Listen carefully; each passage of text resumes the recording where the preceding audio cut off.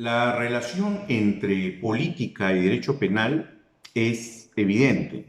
Justamente la razón de ser del derecho penal es una previa política estatal a través de la cual se determine qué conductas en sociedad resultan lesivas, resultan atentatorias de derechos o intereses particulares y colectivos, y cuya prevención y represión es urgente, es necesaria a efectos de que ese grupo humano pueda desarrollarse. Esa relación entre política y derecho penal sin duda es válida. Lo que no es válido es lo que se denomina populismo punitivo, que es la mala práctica gubernamental para manosear, manipular, para alterar la normatividad penal, sea sustantiva o adjetiva, a efectos de incrementar exponencialmente las penas de los tipos penales regulados en esta normativa, siendo ello evidentemente injustificado, innecesario e infructuoso, dado que este aumento exponencial de penas basados en la experiencia nacional e internacional nunca ha dado resultados. Segundo, en la criminalización de conductas de manera innecesaria, conductas que moralmente pueden ser cuestionables, pero que no encajan, que no cuentan con los requisitos, presupuestos o criterios para que esa conducta pueda ser calificada como un hecho punible, para que llegue a ese nivel de reproche, de rechazo y obviamente de sanción. Criminalizar conductas que ya están tipificadas, la doble criminalización de conductas.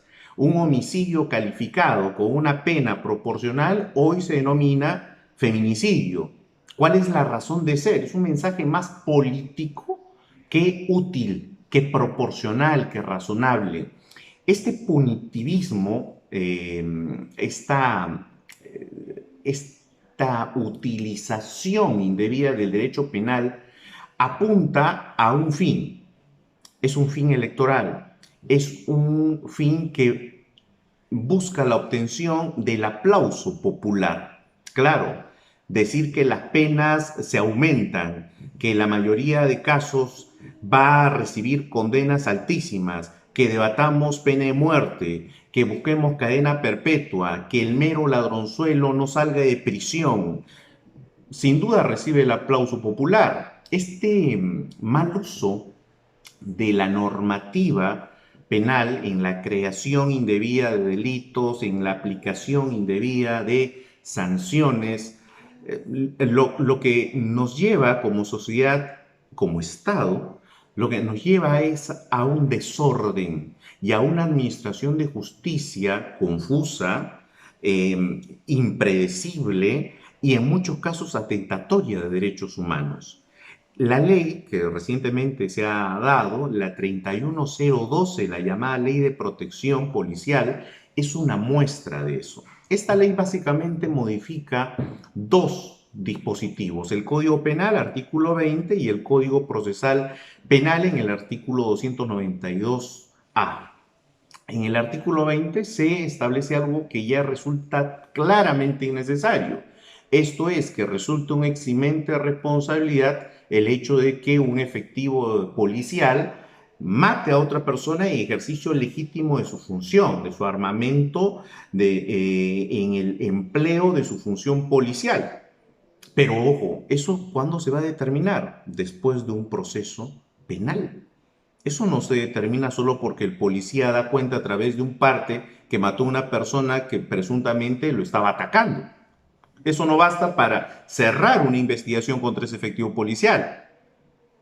Segundo, el artículo 292A determina que en los casos, en las investigaciones que se hagan contra efectivos de las Fuerzas Armadas o de la Policía Nacional que hayan matado a una persona en el uso reglamentario de su armamento, no cabe ni la detención preliminar ni la prisión preventiva.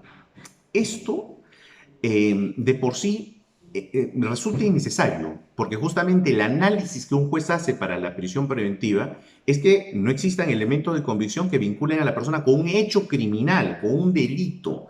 Pero si en ese decurso de la investigación los elementos de convicción arrojan que no fue un acto delictivo, sino que fue parte del ejercicio regular debido de su función, obviamente no tendríamos que llegar a una prisión preventiva. Uno.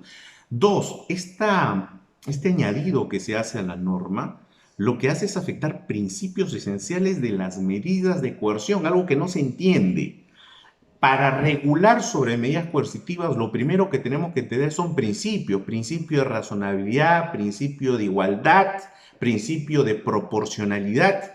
En este caso, se está quebrantando el principio de igualdad en el trato que el legislador, que la norma le debe dar a los sujetos investigados y obviamente los jueces también. Se está quebrantando el principio de razonabilidad.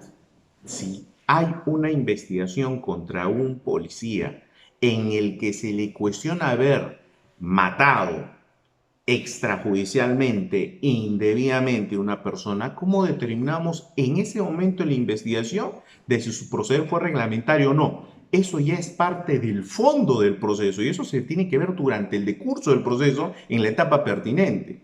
Entonces, aquí tenemos un ejemplo más de este populismo punitivo del que adolecemos no ahora, sino desde hace muchísimos años y que tenemos que frenar desde las más altas instancias del poder, pero que lamentablemente aún no tenemos representantes que se animen a crear, a establecer una normativa penal, procesal penal, que respete en estricto los derechos fundamentales y sobre todo que determine políticas estatales que sí son las necesarias para frenar la ola de criminalidad. El derecho penal no sirve para atacar fenómenos sociales. Con el derecho penal no atacas, no disminuyes índices delictivos en sociedad, porque esos delitos que ocurren en ese entorno social obedecen a factores estructurales, económicos, culturales, etcétera.